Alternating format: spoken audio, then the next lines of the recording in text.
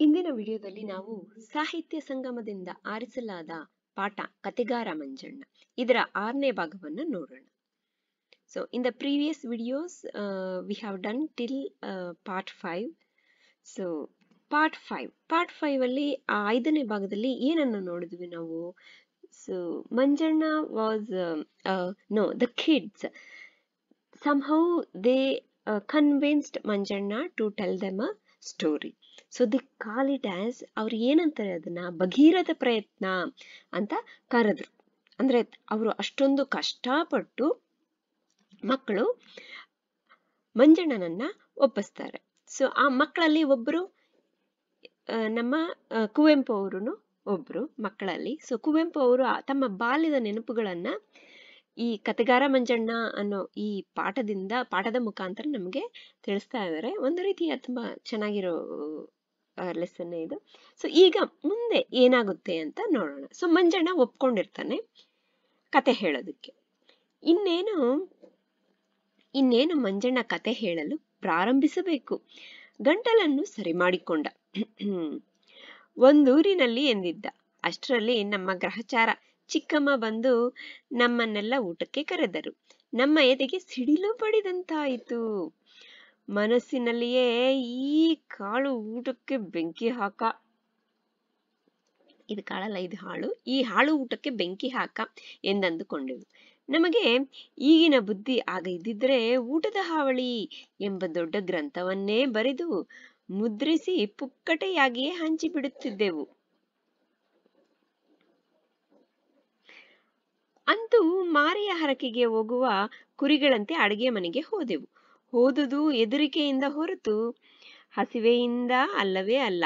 ಅನ್ನವನ್ನು ಗಬಗಬನೆ ತಿಂದು ಬಂದೇ ಬಿಟ್ಟೆವು. ಬಂದವರು ಎಲ್ಲರೂ ಕಥೆಗಾರ ಮಂಜಣ್ಣನ ಸುತ್ತಲೂ ಕುಳಿತೆವು.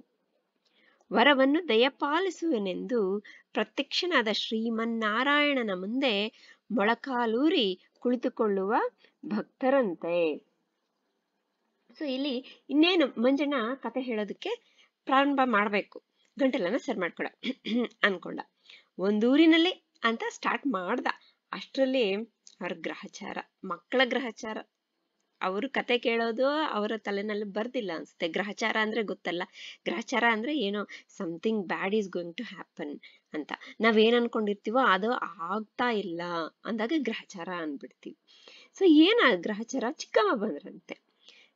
ಯಾರು? ಕುವೆಂಪು ಅವರ ಚಿಕ್ಕಮ್ಮ ಅಂದ್ರೆ ಅವರ ಚಿಕ್ಕಪ್ಪ ಇರ್ತಾರಲ್ಲ, ಅಂದ್ರೆ ತಂದೆಯ ತಮ್ಮನ ಚಿಕ್ಕಪ್ಪ ಅಂತಾರೆ.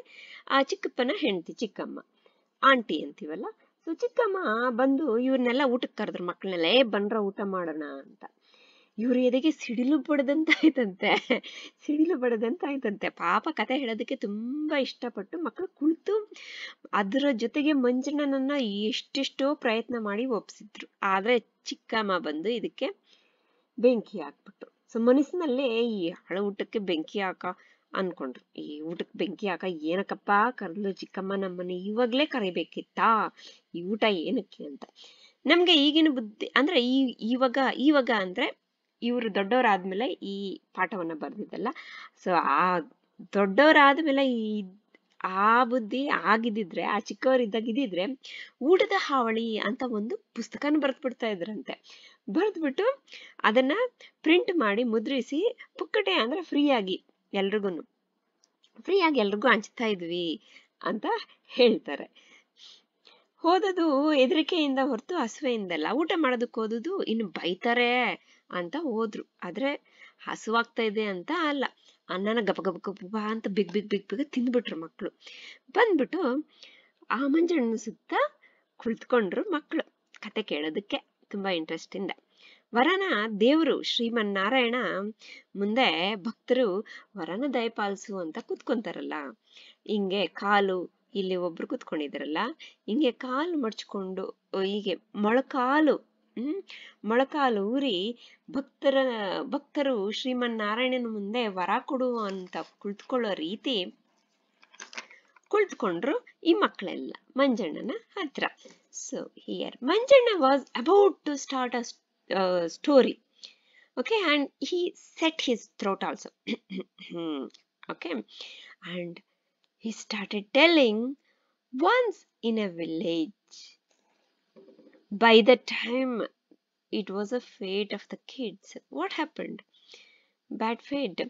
Aunt came and called all the kids for meals. Okay, for food. Then it was like as if their heart was struck by lightning as the aunt called them. So her calling was like lightning for them, means it was a shocking for them. They were all in a very good mood of listening to a story by Manjanna, and aunt came and gave a lightning struck for these kids. So in the mind they were like scolded about the meal only. Huh. So why she is calling us like that? They are thinking, oh, why this food? So and also Kuvempu says, if we had the same knowledge as we had now, since he was grown up when he was writing this story, so he says, if the same knowledge was there when I was small for like all the kids, then they would have printed a book called something called like Udada Havali, a meal menace like that. Okay, and they would have printed it and distributed it for free. Okay, without any money. So he was very angry at that time. So anyway, they just went to kitchen, just like the ಮಾರಿಯ ಹರಕೆಗೆ ಹೋಗುವ ಕುರಿಗಳಂತೆ ಅಡುಗೆ ಮನೆಗೆ ಹೋದೆವು is that right? ಮಾರಿಯ ಹರಕೆ, Mari is like the local goddess. So for the goddess they give sacrifice. They sacrifice some animals. Like that they went to the kitchen. So it was like a victim, you have heard about scapegoat, right? So like that only, like victim sheep who gets sacrificed for goddess. Just like that they went to kitchen. That too they went because they were scared that the elders may scold, not because they were hungry. So they just hogged the rice and came out because they were interested in the story. As they came and they sat around Manjanna, it was like sitting on knees. See, the devotees sitting on knees in front of the god for a boon, asking for a boon. Just like that they were sitting. See how nicely Kuvempu is comparing it. ಕಷ್ಟಗಳು ಬಂದರೆ ಪರಂಪರೆಯಾಗಿ ಬರುತ್ತವೆ ಎಂಬುದೇನೋ ಖಂಡಿತವಾಗಿಯೂ ಸುಳ್ಳು ಮಾತಲ್ಲ. ಅದು ಚೆನ್ನಾಗಿ ನಮ್ಮ ಅನುಭವಕ್ಕೆ ಬಂದ ಸಂಗತಿ. ಎಡರು ಇನ್ನೇನೂ ಇಲ್ಲ. ಮಂಜಣ್ಣನನ್ನು ಊಟಕ್ಕೆ ಕರೆದರು. ಅವನಿದ್ದಾಗ ನಾವಿಲ್ಲ, ನಾವಿದ್ದಾಗ ಅವನಿಲ್ಲ. ಹಲ್ಲಿದ್ದಾಗ ಕಡಲೆ ಇಲ್ಲ, ಕಡಲೆ ಇದ್ದಾಗ ಹಲ್ಲಿಲ್ಲ ಎಂಬ ಗಾದೆಯಂತೆ ಮಂಜಣ್ಣ ಊಟಕ್ಕೆ ಹೊರಟ. ಮಂಜಣ್ಣ ಬೇಗ ಬಾ ಎಂದೆವು. ನಮ್ಮ ದನಿ ಕನಿಕರಣೀಯವಾಗಿತ್ತು. ಆದರೆ ಒಂದು ವಿಚಾರ ಮಾತ್ರ ನಮಗಾಗಿಯೇ ಬಗೆಹರಿಯಲಿಲ್ಲ. ಯಾವುದೆಂದರೆ, ನಾವಂತೂ ಊಟಕ್ಕೆ ಹೋಗದಿದ್ದರೆ ಏಟು ಬೀಳುತ್ತಿತ್ತೆಂದು ಹೆದರಿ ಹೋದೆವು. ಮಂಜಣ್ಣ ಒಲ್ಲೆ ಎಂದಿದ್ದರೆ ಅವನನ್ನು ಯಾರು ಹೊಡೆಯುತ್ತಿದ್ದರು? ಕತೆ ಹೇಳಬಹುದಾಗಿತ್ತಲ್ಲ ಎಂಬುದು ಮಂಜಣ್ಣ ಮುದುಕ, ನಾವು ಹುಡುಗರು ಎಂಬುದು ನಮಗೆ ತಿಳಿದಿರಲಿಲ್ಲ. ಕತೆ ಹೇಳುವುದು ನಮಗೆ ಸಂತೋಷಕರವಾಗಿದ್ದರೂ ಹೇಳುವ ಅವನಿಗೆ ಸ್ವಲ್ಪವೂ ಆಗಿರಲಿಲ್ಲ ಎಂಬುದು ನಮಗೆ ಗೊತ್ತೇ ಇರಲಿಲ್ಲ. ಅವನು ಕೆಲಸ ಮಾಡಿ ದಣಿದು ಹಸಿದು ಬಂದ ಬಡವನೆಂಬುದು ಮರೆತು ಹೋಗಿತ್ತು. ಮಂಜಣ್ಣ ಊಟ ಮಾಡಿಕೊಂಡು ಬಂದ. ಎಲೆ ಅಡಿಕೆಯ ಚೀಲವನ್ನು ಬಿಟ್ಟಿ ಚೆನ್ನಾಗಿ ಧೋರಣೆಯಿಂದ ಸಾವಕಾಶವಾಗಿ ಎಲೆ ಹಾಕಿಕೊಂಡು, ನಾವು ಮಾತ್ರ ಮನದಲ್ಲಿ ಇವನೇಕೆ ಇಷ್ಟು ತಡ ಮಾಡುವನು, ನಮ್ಮಂತೆ ಚುರುಕಾಗಿಲ್ಲವಲ್ಲ ಎಂದುಕೊಳ್ಳುತ್ತಿದ್ದೆವು. ಆಹಾ, ಮುದಿತನ ನಮ್ಮನ್ನು ಕೂಡ ಅದೇ ಗತಿಗೆ ತಂದಿಡುವುದೆಂಬುದು ನಮಗೆ ತಿಳಿಯದೇ ಇದ್ದುದು ನಮ್ಮ ಸುಕೃತಕ್ಕೆಂದು ಹೇಳಬೇಕು. ಸೊ ಇಲ್ಲಿ ಏನ್ ಹೇಳ್ತಾರೆ ಕುವೆಂಪು ಅವರು, ಕಷ್ಟಗಳು ಬಂದ್ರೆ ಪರಂಪರೆ ಅಂದ್ರೆ ಒಂದರಿಂದ ಒಂದು, ಅಂದ್ರೆ ಒಂದು ಜನರೇಷನ್ ಇನ್ನೊಂದು ಜನರೇಷನ್ ಪಾಸ್ ಆಗೋದು ಪರಂಪರೆ ಅಂತೀವಿ. ಸೊ ಆದ್ರೆ ಇಲ್ಲಿ ಅಂದ್ರೆ ಕುವೆಂಪು ಅವರು ಏನು ಹೇಳ್ತಾ ಇದಾರೆ ಅಂದ್ರೆ, ಕಷ್ಟಗಳು ಬಂದ್ರೆ ಒಂದರಿಂದ ಒಂದು ಖಂಡಿತವಾಗಿ ಬರುತ್ತೆ ಅನ್ನೋದು ಸುಳ್ಳು ಮಾತಲ್ಲ. ಅದು ಇವ್ರಿಗೆ ಯಾವ ರೀತಿ ಕಷ್ಟಗಳಿಂದ ಕಷ್ಟ ಬಂತು ಅಂತ ನೋಡೋಣ. ಅದು ಇವರ ಅನುಭವಕ್ಕೆ ಚೆನ್ನಾಗಿ ಬಂದ ಸಂಗತಿ ಅಂತೆ. ಏನು ಎಡರು ಇನ್ನೇನು ಇಲ್ಲ, ಎಡರು ಅಂದ್ರೆ ಇನ್ನೇನು ಅಡಚಣೆ ಇನ್ನೇನು ಇಲ್ಲ ಅಂದಾಗ ಮಂಜಣ್ಣನ ಊಟಕ್ಕೆ ಕರೀತಾರೆ ಮನೆಯವರು. ಮಂಜಣ್ಣ ಇದ್ದಾಗ ಮಕ್ಳಿಲ್ಲ, ಮಕ್ಳು ಊಟಕ್ಕೆ ಹೋದ್ರು, ಮಂಜಣ್ಣ ರೆಡಿಯಾಗಿದ್ರು ಕತೆ ಹೇಳೋದಕ್ಕೆ. ಇವ್ರ ಮಕ್ಳು ಊಟ ಮಾಡ್ಕೊಂಡ್ ಬಂದ್ರು, ಇವಾಗ ಅವನಿಲ್ಲ, ಊಟ ಮಾಡೋದಕ್ಕೆ ಹೋದ. ಸೊ ಅದಕ್ಕೆ ಒಂದು ಗಾದೆನ ಹೇಳ್ತಾರೆ, ಅಲ್ಲಿದ್ದ ಕಡಲೆ ಇಲ್ಲ, ಕಡಲೆ ಇದ್ದಾಗ ಹಲ್ಲಿಲ್ಲ ಅನ್ನೋ ಗಾದೆ ರೀತಿ ಆಯ್ತು ನಮ್ಮ ಪರಿಸ್ಥಿತಿ ಅಂತಾರೆ ಮಕ್ಕಳು. ಕುವೆಂಪು ಅವರು ಬರಿತಾ ಇದ್ದಾರೆ ಆ ರೀತಿ. ಮಂಜಣ್ಣ ಊಟಕ್ಕೆ ಹೋಗ್ತಾನೆ, ಮಂಜಣ್ಣ ಬೇಗ ಬಾ ತಿನ್ಬಿಟ್ಟು ಅಂತ ಹೇಳ್ತಾರೆ ಮಕ್ಕಳು. ಸೊ ಇವರ ದನಿ ಒಂದು ಕನಿಕರಣೀಯ, ಅಂದ್ರೆ ಒಂಥರ ಕನಿಕರ ಹುಟ್ಟೋ ರೀತಿ ಇತ್ತಂತೆ. ಮಂಜಣ್ಣ ಬೇಗ ಬಾ ಅಂತ ಒಂದು ರೀತಿ ಕರೆದಿದ್ದಾರೆ ಮಕ್ಕಳು. ಆದ್ರೆ ಒಂದು ವಿಚಾರ ಮಾತ್ರ ಇವ್ರಿಗೆ ಬಗೆಹರಿಲ್ಲ, ಅಂದ್ರೆ ಒಂದು ವಿಚಾರ ಅರ್ಥ ಆಗಿಲ್ಲ. ಏನದು? ಮಕ್ಕಳೇನೋ ಊಟಕ್ಕೆ ಹೋಗಿಲ್ಲ ಅಂದ್ರೆ ಏಟು ಬೀಳ್ತಾ ಇತ್ತು ಅಂತ ಇವ್ರು ಹೋದ್ರು, ಪೆಟ್ಟು ಬೀಳ್ತಾ ಇತ್ತು, ಹೋಗಿಲ್ಲ ಅಂದಿದ್ದು. ಮಂಜಣ್ಣ ಒಲ್ಲೆ ಅಂದ್ರೆ ಬೇಡ. ಮಂಜಣ್ಣ ಬೇಡ ಅಂದ್ರೆ ಯಾರು ಹೊಡಿತಾ ಇದ್ರು, ಅವನ್ ದೊಡ್ಡವನಲ್ವಾ, ಬೇಡ ಅಂತ ಹೇಳ್ಬಿಟ್ಟು ಕತೆ ಹೇಳ್ಬೋದಿತ್ತಲ್ಲ ಅಂತ ಬರಿತಾ ಇದ್ರೆ ಕುವೆಂಪು ಅವರು. ಆದ್ರೆ ಇವಾಗ ಅವ್ರು ದೊಡ್ಡವರಾಗಿದ್ದಾರೆ, ಅದಕ್ಕೆ ಮತ್ತೆ ಬರೀತಾರೆ, ಮಂಜಣ್ಣ ಪಾಪ ಮುದುಕ, ಇವರು ಹುಡುಗರು ಅನ್ನೋದು ಆ ಮನಸ್ಥಿತಿ ಅವ್ರಿಗೆ, ಆ ಮಕ್ಕಳಿಗೆ ಇರ್ಲಿಲ್ಲ. ಕತೆ ಹೇಳೋದು ಇವ್ರಿಗೆ ಸಂತೋಷನೇ ಆಗ್ತಾ ಇತ್ತು, ಆದ್ರೆ ಅವನ್ಗೆ ಸಂತೋಷ ಆಗ್ಬೇಕಲ್ಲ, ಇವ್ರಿಗೇನೋ ಸಂತೋಷ ಆಗ್ತಿತ್ತು, ಅವನ ಹಸುಕೊಂಡು ಹೇಳೋದಕ್ಕಾಗುತ್ತಾ ಅನ್ನೋದು ಇವ್ರಿಗೆ ಸ್ವಲ್ಪನೂ ಅರ್ಥ ಆಗಿರ್ಲಿಲ್ಲ. ಅವನು ಕೆಲಸ ಮಾಡಿ ಹಸಿದು ಬಂದ ಬಡವನೆಂದು, ಅಂದ್ರೆ ಬಡವ ಅಂದ್ರೆ ಹಸಿದಿದೆ ಪಾಪ ಹೊಟ್ಟೆ ಅನ್ನೋದೇ ಮರ್ತೋಗಿತ್ತು ಈ ಮಕ್ಕಳಿಗೆ. ಕತೆ ಗುಂಗಿನಲ್ಲಿ ಈ ವಿಚಾರವನ್ನೇ ಮರ್ತು ಬಿಟ್ಟಿದ್ರು. ಮಂಜಣ್ಣ ಊಟ ಮಾಡ್ಕೊಂಡು ಬಂದ, ಎಲೆ ಅಡಿಕೆ ಚೀಲ ಇತ್ತಲ್ಲ, ಎಲೆ ಅಡಿಕೆ ಚೀಲನ ಬಿಚ್ಚಿ, ಒಬ್ಬೊಬ್ರು ಊಟ ಆದ್ಮೇಲೆ ಎಲೆ ಅಡಿಕೆ ಹಾಕೊಳ್ಳೋದು ಒಂದು ವಾಡಿಕೆ. ಸೊ ಎಲೆ ಅಡಿಕೆ ಚೀಲನ ಬಿಚ್ಚಿ ಧೋರಣೆಯಿಂದ, ಅಂದ್ರೆ ಜೋರಾಗಿ ಹಿಂಗೆತ್ಕೊಂಡ, ಆಮೇಲೆ ಸಾವಕಾಶವಾಗಿ ಅಂದ್ರೆ ನಿಧಾನವಾಗಿ ಎಲೆ ಹಾಕಿಕೊಂಡ, ಬಾಯಲ್ಲಿ ನಿಧಾನಕ್ಕೆ ಇಟ್ಕೊಂಡಾಗ ಇವರು ಮಕ್ಕಳು ಮನಸ್ಸಿನಲ್ಲಿ ಇವನು ಏನಕ್ಕಪ್ಪ ಇಷ್ಟು ಲೇಟ್ ಮಾಡ್ತಾ ಇದ್ದಾನೆ, ನಮ್ ತರ ಚುರುಕೆ ಇಲ್ಲ ಒಂದ್ ಸ್ವಲ್ಪನೂ ಅಂತ ಅನ್ಕೊಂತಾ ಇದ್ದಾರೆ. ಕುವೆಂಪು ಅವರು ಈಗ ಅಂದ್ರೆ ಅವರ ಬುದ್ಧಿ ಬೆಳೆದಿದೆಯಲ್ಲ ಇದು ಬರೆಯುವಾಗ, ಅದಕ್ಕೆ ಬರಿತಾ ಇದ್ರೆ ಮುದಿತನ ಅನ್ನೋದು ಅಂದ್ರೆ ಈ ಏಜ್ ಆಗುತ್ತಲ್ಲ, ವಯಸ್ಸಾಗುತ್ತಲ್ಲ, ಅದು ನಮ್ಮನ್ನು ಕೂಡ ಅಂದ್ರೆ ಯಾರನ್ನು ಬಿಡಲ್ಲ, ಎಲ್ರು ಚಿಕ್ಕವ್ರ ಹಾಗೆ ಇರ್ತಾರ, ಅವರು ಬೆಳೀತಾ ಮುದುಕರಾಗೆ ಆಗ್ತಾರೆ. ನಮ್ಮನ್ನು ಕೂಡ ಈ ಗತಿಗೆ ತರುತ್ತೆ ಅನ್ನೋದು ನಮ್ಮ ಅಂತ ನಮಗ್ ತಿಳಿದೇ ಇರೋದು ನಮ್ಮ ಒಳ್ಳೇದಕ್ಕೆ, ಸುಕೃತ ಅಂದ್ರೆ ಒಳ್ಳೇದು, ನಮ್ಮ ಒಳ್ಳೇದಕ್ಕೆ ಇರ್ಬೇಕು ಅಂದ್ರೆ ಇವ್ರಿಗೆ ಅರ್ಥ ಆಗಿಲ್ಲ ಪಾಪ, ಅವರು ಮಕ್ಕಳಿಗೆ ಏನ್ ಅರ್ಥ ಆಗುತ್ತೆ. So here Kuvempu says the troubles come one after the other. That saying is definitely true. It's just like we pass some of the like features from generation to generation, like that the troubles come one after the other. Then so they had experience of this, and there were no obstacles as of now. The Manjanna had agreed to tell a story. So they called Manjanna. Who called Manjanna? The people, the aunt and other people, they called Manjanna for listening. Now the kids were ready to listen to the story, but Manjanna is not there. So he says, Kuvempu writes like, when he is there, we are not here.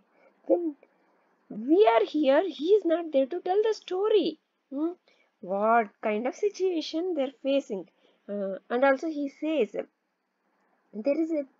if there are teeth, there are no, like kadale means chenna, okay, chennagram, he says. Then if there is chennagram, there is no teeth, okay, that's a kind of saying. Then Manjanna went to eat. Then he told all the kids told, please come back soon, with humble voice they told. Deenate, humble voice. But the kids were not clear of one thing. What is that? See, the kids say, we went to eat food because we were scared that we may get beatings if we don't go. But Manjanna could have refused, right? Who is there to beat him? if he says no for the food. Then he would have continued the story. But the thing which doesn't come to the knowledge of these kids is Manjanna was a poor old man, and these were kids. And obviously, with hungriness, now how we can tell the story? This fact was out of the knowledge for these kids, since they were very like innocent kids, right? Though it was a happy moment for these kids to listen to the stories, but it was not for Manjanna. Manjanna was just telling the story because he was just servant. Maybe he was also taking fun, but of course he is also hungry. He is also human, right? So the kids were so ignorant of this fact. They had just forgotten that he is also a human, a poor man who works physically hard and he comes home tired. So he also needs some rest, right? And Manjanna came back from dinner and he took a pan bag quickly and opened. Okay, he opened it quickly and slowly started chewing the pan. Then these kids were like inside the thinking to themselves, why this guy is taking so much of time, just like a sloth. Why he is not as active as like us, as active as us? Hmm? Uh, the old age will bring the same condition to us also. It is the result of our we can say it is the result of our good deed that not this. So the old age will bring the same condition for everyone, but the kids were not aware of this. ಅಂತೂ ಕತೆ ಕಡೆಗೆ ಪ್ರಾರಂಭವಾಯಿತು. ಮುಂಗಾರು ಮಳೆ ಮಲೆನಾಡಿನ ದಟ್ಟವಾದ ಅರಣ್ಯದಿಂದ ಆವೃತವಾದ ಗಿರಿಗಳ ಮೇಲೆ ಬಿಡುವಿಲ್ಲದೆ ನಿರಂತರವಾಗಿ ಜಿರ್ರೆಂದು ಸುರಿಯುತ್ತಲೇ ಇತ್ತು. ಮನೆಯ ಮುಂದುಗಡೆ ಇರುವ ತೋಟದಲ್ಲಿ ಬಾಳೆ ಎಲೆಯ ಮೇಲೆ ಹನಿಗಳು ಬಿದ್ದು ಪಟಪಟವೆಂಬ ಮ್ಲಾನರವನ್ನುಂಟು ಮಾಡುತ್ತಿದ್ದವು. ನಿಶೆ ಭೀಕರವಾಗಿ ಕೈವಲ್ಯ ಶೂನ್ಯತೆಯ ಗಂಭೀರತೆಯನ್ನು ಮನಸ್ಸಿಗೆ ತರುವಂತಿತ್ತು. ಅಂದು ಆ ರಾತ್ರಿ ಆ ಗಳಿಗೆಯಲ್ಲಿ ಸರ್ವ ಸೃಷ್ಟಿಯು ಉತ್ಪತ್ತಿಯಾದುದು. ನಾವು ಕತೆ ಕೇಳಲೆಂದು ಮಂಜಣ್ಣ ಕತೆ ಹೇಳಲೆಂದು ನಮ್ಮ ಮನಸ್ಸಿಗೆ ತೋರಿತು. ನಮ್ಮ ಹೊರಗಡೆ ಲೋಕವಿದೆ ಎಂಬುದನ್ನು ಮರೆತಿದ್ದೆವು. ಜಗತ್ತಿನಲ್ಲಿ ನಮ್ಮದಲ್ಲದ ಇತರ ಮಹಾಕಾರ್ಯಗಳು ನಡೆಯುತ್ತಿವೆ ಎಂಬುದನ್ನು ಮರೆತಿದ್ದೆವು. ಆಹಾ, ಎಂತ ದಿವ್ಯ ವಿಸ್ಮೃತಿ! ಮೋಕ್ಷ ಎಂದರೆ ಒಬ್ಬೊಬ್ಬರ ಮನಸ್ಸಿನಲ್ಲಿ ಒಂದೊಂದು ಭಾವನೆ ಉಂಟಾಗಬಹುದು. ನನ್ನ ಆ ಮುದ್ದು ಮೋಕ್ಷದ ದರ್ಶನ ಚಿತ್ರ ಎಂದರೆ ಇದು. ಬ್ರಹ್ಮಾಂಡ, ಮನಸ್ಸು ಲಯವಾದ ಮಸಗು ಬ್ರಹ್ಮಾಂಡ, ಅದರ ಸ್ವಪ್ನ ಗಂಭೀರವಾದ ಕೇಂದ್ರಸ್ಥಾನ. ರವಿಯಲ್ಲ, ಶಶಿಯಲ್ಲ, ತಾರಕಿಗಳಿಲ್ಲ, ನೀಲ ಮೇಘಾಂಧಾಕಾರ. ಮಳೆ ನಿರಂತರವಾಗಿ ಸದಾ ಸುರಿಯುತ್ತಿದೆ. ಅದೊಂದು ಮಹಾ ಏಕಾಂತ. ಅಲ್ಲಿ ಆ ರಹಸ್ಯವಾದ ಬ್ರಹ್ಮಕೇಂದ್ರದಲ್ಲಿ ಒಂದು ಮುರ ಬೇಯಿಸುವ ಒಲೆ, ಅದರಲ್ಲಿ ಸರ್ವದಾ ಜಿಗಿಸುವ ಬೆಂಕಿ, ಅದರ ಬಳಿ ನಾನು, ಕಿಟ್ಟು, ಮಂಜಣ್ಣ, ವಾಸು, ಸೀತೆ ಇಷ್ಟೇ ಜನರು ಚಳಿ ಕಾಯಿಸುತ್ತಾ ಕುಳಿತಿರುವೆವು. ವೃದ್ಧಮೂರ್ತಿ ಮುಸುಕಾದ ಆ ಬೆಂಕಿಯ ಬೆಳಕಿನಲ್ಲಿ ಕತೆ ಹೇಳುತ್ತಿರುವನು. ಎಂದಿಗೂ ಮುಗಿಯದ ಕತೆ. ನಾವು ಏಕಾಗ್ರ ಚಿತ್ತರಾಗಿ ಆತನ ಮುಖದ ಕಡೆ ನೋಡುತ್ತಾ ಕತೆ ಕೇಳುತ್ತಲೇ ಇರುವೆವು. ಎಂದಿಗೂ ಮುಗಿಯದ ಕತೆ. ಸೊ ಇಲ್ಲಿ ಅಂತೂ ಇಂತೂ ಕಡೆಗೆ ಕತೆ ಪ್ರಾರಂಭವಾಯಿತು. ಕತೆ ಶುರುವಾಯಿತು. ಮುಂಗಾರು ಮಳೆ ಮಾನ್ಸೂನ್ನ ಮುಂಗಾರು ಮಳೆ ಅಂತೀವಿ. ಆ ಮಲೆನಾಡಿನ ದಟ್ಟವಾದ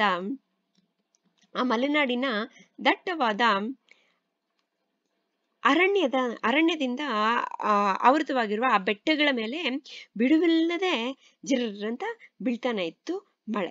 ಮನೆ ಮುಂದ್ಗಡೆ ಒಂದು ಬಾಳೆ ಗಿಡ ಇತ್ತು. ಬಾಳೆ ಗಿಡದ ಎಲೆ ಮೇಲೆ ಹನಿಗಳು ಪಟ ಪಟ ಪಟ ಅಂತ ಮ್ಲಾನರ ಅಂದ್ರೆ ಅದೊಂದು ರೀತಿಯ ಶಬ್ದವನ್ನ ಉಂಟು ಮಾಡ್ತಾ ಇದ್ವು. ನಿಶೆ ಅಂದ್ರೆ ಆ ಕತ್ತಲೆ ಭೀಕರವಾಗಿ ಕೈವಲ್ಯ ಶೂನ್ಯತೆಯ ಗಂಭೀರತೆಯನ್ನು ಮನಸ್ಸಿಗೆ ತರುವಂತಿತ್ತು.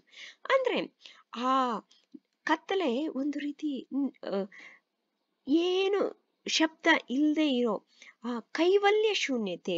ಕೈವಲ್ಯ ಶೂನ್ಯತೆ ಅಂದ್ರೆ ಒಂದು ಎನರ್ಜಿ ಬಿಟ್ಟು ಹೋಗಿದ್ದಾದ್ಮೇಲೆ ಏನಿರುತ್ತೆ ಅಲ್ಲಿ? ಶೂನ್ಯತೆ. ಶೂನ್ಯ ಅಂದ್ರೆ ಸೊನ್ನೆ, ಏನು ಇರಲ್ಲ. ಆ ರೀತಿಯ ಗಂಭೀರತೆಯನ್ನ ಮನಸ್ಸಿಗೆ ತರುವಂತೆ ಇತ್ತು ಆವತ್ತಿನ ದಿನ. ಆ ಸುತ್ತಮುತ್ತಲ ಪ್ರದೇಶದಲ್ಲಿ ಆ ಮಳೆ ಬೀಳ್ತಾ ಇತ್ತು, ಆ ಶಬ್ದಗಳು ಎಲ್ಲ. ಅಂದು ಆ ರಾತ್ರಿ, ಆ ಗಳಿಗೆಯಲ್ಲಿ, ಆ ನಿಮಿಷದಲ್ಲಿ ಸರ್ವಸೃಷ್ಟಿನೂ ಉತ್ಪತ್ತಿಯಾದದ್ದು. ಈ ಸರ್ವಸೃಷ್ಟಿಯೆಲ್ಲ ಹುಟ್ಟಿದ್ದು ಆಗ್ಲೇ. ನಾವು ಕತೆ ಕೇಳಲಿ, ಮಂಜಣ್ಣ ಹೇಳಲಿ ಅಂತ ಅವ್ರ ಮನ್ಸಿಗೆ ಅನ್ಸ್ತು. ಸೊ ಇದು ಕುವೆಂಪು ದೊಡ್ಡವರಾದ್ಮೇಲೆ ಬರಿತಾ ಇದ್ದಾರೆ. ಅವ್ರು ಚಿಕ್ಕವರಾಗಿದ್ದಾಗ ಈ ತರ ಶಬ್ದಗಳೆಲ್ಲ ಉಪಯೋಗಿಸೋದಕ್ಕಾಗಲ್ಲ. ಸೊ ನಮ್ಮ ಹೊರಗಡೆ ಒಂದು ಲೋಕ ಇದೆ ಅನ್ನೋದನ್ನ ಮರ್ತೋಗ್ಬಿಟ್ರು ಮಕ್ಕಳು. ಕತೆನಲ್ಲೇ ಮುಳುಗಿದ್ದಾರೆ ಇವರು. ಈ ಜಗತ್ತಿನಲ್ಲಿ ನಮ್ಮದಲ್ದ ಬೇರೆ ಕೆಲಸಗಳು ನಡೀತಾ ಇದೆ ಅನ್ನೋದನ್ನ ಮರ್ತೋಗಿರೋಂತಹ ದಿವ್ಯ ವಿಸ್ಮೃತಿ. ಅಂದ್ರೆ ಅಂತಹದ್ದು ಒಂದು ಭವ್ಯವಾದ ಆಲೋಚನೆ ಈ ಮಕ್ಕಳ ಮನಸ್ಸಿನಲ್ಲಿ ಇತ್ತು. ಮೋಕ್ಷ ಅಂದ್ರೆ ಸಾಲ್ವೇಷನ್. ಓಕೆ, ಮೋಕ್ಷ ಅಂದ್ರೆ ಒಬ್ಬೊಬ್ಬರ ಮನಸ್ಸಿನಲ್ಲಿ ಒಂದೊಂದು ರೀತಿ ಭಾವನೆ ಇರುತ್ತೆ ಅಲ್ವಾ? ನೀವು ಇವಾಗ ಮಕ್ಕಳು ಕೇಳ್ತಾ ಇರೋ ನಿಮ್ಮ ಮನಸ್ಸಲ್ಲಿ ಬೇರೆ ರೀತಿ ಇರುತ್ತೆ, ಒಬ್ಬೊಬ್ಬರ ಮನಸ್ಸಲ್ಲಿ ಒಂದು ರೀತಿ. ಆದ್ರೆ ಕುವೆಂಪು ಅವರ ಈ ಮುದ್ದು ಮೋಕ್ಷದ ದರ್ಶನ ಚಿತ್ರ ಅಂದ್ರೆ ಯಾವುದು? ಬ್ರಹ್ಮಾಂಡ, ಈ ಸೃಷ್ಟಿ, ಮನಸ್ಸು ಲಯವಾದ ಮಸುಗು ಬ್ರಹ್ಮಾಂಡ. ಮನಸ್ಸಿಗೆ ತಾಳ ಹಾಕೋ ಮಸುಗು ಅಂದ್ರೆ ಕಾಣಿಸ್ದೇ ಇರೋ ಅಂತಹ ಈ ಬ್ರಹ್ಮಾಂಡ, ಈ ಸೃಷ್ಟಿ, ಈ ಯೂನಿವರ್ಸ್, ಅದರ ಸ್ವಪ್ನ ಗಂಭೀರವಾದ ಕೇಂದ್ರ ಸ್ಥಾನ. ಅಂದ್ರೆ ಅದರ ಸ್ವಪ್ನ ಅಂದ್ರೆ ಕನಸು, ಗಂಭೀರವಾದ ಕೇಂದ್ರ ಸ್ಥಾನ. ಗಂಭೀರತೆ ಅಂದ್ರೆ ನಿಮ್ಗೆಲ್ಲ ಗೊತ್ತು. ಅದರ ಕೇಂದ್ರ ಸ್ಥಾನ ಅಂದ್ರೆ ಒಂದು ಸೆಂಟರ್ ಪಾಯಿಂಟ್. ಏನು ಆ ಸೆಂಟರ್ ಪಾಯಿಂಟ್? ರವಿ ಅಲ್ಲ, ಸೂರ್ಯ ಅಲ್ಲ, ಶಶಿ ಅಲ್ಲ ಅಂದ್ರೆ ಚಂದ್ರ ಅಲ್ಲ, ತಾರಕಿಗಳಲ್ಲ, ನಕ್ಷತ್ರಗಳಲ್ಲ, ನೀಲ ಮೇಘಾಂಧಕಾರ ಅಂದ್ರೆ ನೀಲಿಯ ಬಣ್ಣದಲ್ಲಿರುವ ಮೇಘ ಅಂದ್ರೆ ಮೋಡದ ಅಂಧಕಾರ, ಅಂದ್ರೆ ನೀಲಿಯಾದ ಡಾರ್ಕ್ ಕ್ಲೌಡ್ಸ್. ಮಳೆ ನಿರಂತರವಾಗಿ ಸುರಿತಾನೇ ಇದೆ. ಅದೊಂದು ಮಹಾ ಏಕಾಂತ. ಅಂದ್ರೆ ಏನು? ಶಬ್ದ ಇಲ್ಲದೆ ಏಕಾಂತ ಅಂದ್ರೆ ಒಬ್ಬರೇ ಇದ್ದಾಗ, ಏನು ಶಬ್ದ ಆಗದೆ ಇದ್ದಾಗ ಇರುತ್ತಲ್ಲ, ಅದನ್ನೇ ಏಕಾಂತ ಅಂತೀವಿ. ಅಲ್ಲಿ ಆ ರಹಸ್ಯವಾದ ಬ್ರಹ್ಮಕೇಂದ್ರ ಅಂದ್ರೆ ಇವಾಗ ತಾನೇ ಹೇಳ್ತಾ ಇದ್ವಲ್ಲ, ಕೇಂದ್ರ ಸ್ಥಾನ ಅಂತ. ಸೊ ಅಲ್ಲಿ ಏನಿತ್ತು? ಒಂದು ಮುರ ಬೇಯಿಸೋ ಒಲೆ, ಅದರಲ್ಲಿ ಸರ್ವದಾ ಜಗಿಸುವ ಬೆಂಕಿ. ಇವಾಗ ಈ ಚಿತ್ರದಲ್ಲಿ ಕಾಣಿಸ್ತಾ ಇದೀವಲ್ಲ, ಜಗಿಸ್ತಾ ಇರೋ ಬೆಂಕಿ. ಅದರ ಬಳಿ ನಾವು ಅಂದ್ರೆ ನಾನು ಅಂದ್ರೆ ಕುವೆಂಪು, ಕಿಟ್ಟು, ಮಂಜಣ್ಣ, ವಾಸು, ಸೀತೆ. ನಾನು ಈ ಪಿಕ್ಚರ್ ಸುಮ್ಮನೆ ಜಸ್ಟ್ ನಿಮ್ಮ ರೆಫರೆನ್ಸ್ಗೆ ಜ್ಞಾಪಕ ಇರಲಿ ನಿಮ್ಗೆ ಆ ಸಿಚುಯೇಷನ್ ಅಂತ. ಇವರಿಷ್ಟು ಜನ ಚಳಿ ಕಾಯಿಸ್ತಾ ಕುಳಿತಿದ್ದಾರೆ ಆ ಬೆಂಕಿ ಹತ್ರ. ವೃದ್ಧಮೂರ್ತಿ ಮುಸುಗಾದ ಆ ಬೆಂಕಿಯ ಬೆಳಕಲ್ಲಿ ಕತೆ ಹೇಳುತ್ತಿರುವನು. ಆ ವೃದ್ಧಮೂರ್ತಿ ಅಂದ್ರೆ ಮಂಜಣ್ಣ ಆ ಮುಸುಕಾದ ಬೆಂಕಿಯ ಬೆಳಕಿನಲ್ಲಿ, ಮುಸುಕಾದ ಅಂದ್ರೆ ಅಷ್ಟೊಂದು ಲೈಟಿಂಗ್ ಇಲ್ಲ. ಸೊ ಅಲ್ಲಿ ಕತೆ ಹೇಳ್ತಾ ಇದ್ದಾನೆ. ಆ ಕತೆ ಎಂದಿಗೂ ಮುಗಿಯೋದಿಲ್ಲ. ಆ ರೀತಿಯಾದ ಕತೆ ಅಂದ್ರೆ ಇವ್ರಿಗೆ ಎಂದಿಗೂ ಮುಗಿಬಾರ್ದು ಅನ್ನೋದು ಇವರ ತಲೆನಲ್ಲಿದೆ. ಇವ್ರ ಮಕ್ಕಳೆಲ್ಲ ಏಕಾಗ್ರ ಚಿತ್ತತೆಯಿಂದ, ಫುಲ್ ಕಾನ್ಸಂಟ್ರೇಷನ್ ಇಂದ ಮಂಜಣ್ಣನ ಮುಖ ಕಡೆ ನೋಡ್ತಾನೆ ಕತೆ ಕೇಳ್ತಾ ಇದ್ದಾರೆ. ಎಂದಿಗೂ ಮುಗಿಯದ ಕತೆ ಅಂತ ಇವರು ಲಾಸ್ಟ್ ಅಲ್ಲಿ ಬರಿತಾ ಇದ್ರೆ, ಇದು ಯಾವಾಗ್ಲೂ ಮುಗಿಯಲ್ಲ ಈ ಕತೆ ಅಂತ ಹೇಳ್ತಾ ಇದ್ದಾರೆ ಕುವೆಂಪು ಅವರು. So after Manjanna came back and he was having the poem. So and slowly, and the kids were very eager to listen to the story. So at last the story started. It was monsoon season, raining continuously without any break on the mountains. Because it's the coastal Karnataka, okay, the area where Kuvempu lived. So monsoon was continuously raining on the hills without any break on those mountains. Okay, so we call it as Malenadu, okay, mountains of Malenadu, which are covered by thick evergreen forest. The raindrops making that sound, tap tap tap sound, when they were falling on the banana leaf, which was in the garden in front of the house. So the darkness brought a terrible, dignified emptiness, nothingness. Okay, it was a terrible. Hmm? So this is the imagination.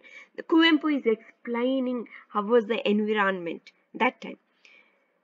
That night, at the moment, all the creation came into existence just for the sake of listening to the story. For these, just for the sake of these kids, for listening the story. Manjana, so that Manjana can tell the story. So they felt in heart like this. They had completely forgotten that there is a world outside. They were not aware of any other things, like many other things will be going in the outside world. They were not at all aware. They were not interested also.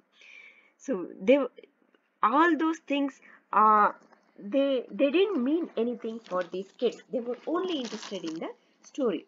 So what kind of divine amnesia? Okay, that forgetfulness, the feeling of salvation. Okay, this moksha is salvation. The feeling of salvation, or the meaning uh, of a salvation to any person is different, right, with everyone. So everyone opinion is different about salvation. So Coimbu says, my cute movie, the film of salvation is what he explains about that. Universe, the rhythmic mind's faded universe, and its seriously dreamt center point. What is that center point? It's not the sun, neither the moon nor stars. It's blue, dark blue shadows of clouds. Okay, the blinded, andakara, anda is blind. Okay, it will be when it becomes dark, right, with the clouds. You can feel the darkness. That's what Kuvempu is talking about. When clouds are like they complete, the area is completely covered by the clouds. You can feel the darkness. So that is the thing which Kuvempu is writing here. So it was raining continuously. That one great loneliness. There is that secret center point. What is that secret center point? You know already.